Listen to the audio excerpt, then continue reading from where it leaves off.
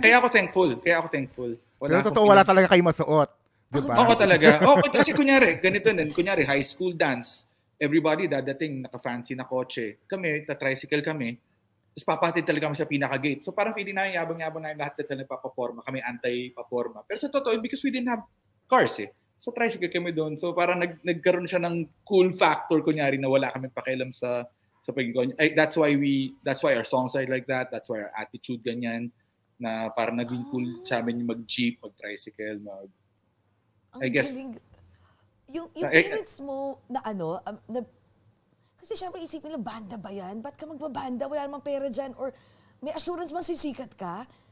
Well, my dad, sabi niya, ang deal niya lang sa akin, they were very supportive in a way because my dad, sabi niya, ang deal lang namin is tapusin mo naman yung pag-aaral mo kasi pinaghirapan ko yung Ateneo education mo. And yes. I was 4th year noon and fortunately nakapasok ako ng UP Diliman. So, ang deal niya lang, basta tapusin mo yung school mo. Meaning, wag mong papabayaan.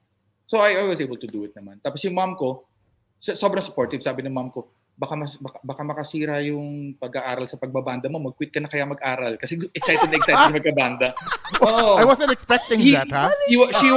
She was parang feeling, syempre, your mom will always be your biggest fan, diba? So, parang siya sabi nila, sige, game. Kung ano man yan. Follow your dreams, do whatever it takes. Talaga, hindi, kaya ko pagsabayan. So, pinagsabay ko yung pag-aaral and pagbabanda. But my mom talaga, baka, kung kailangan mo mag-quit ng school, go ahead, follow your dreams. Ganun talaga siya from... Oh my God.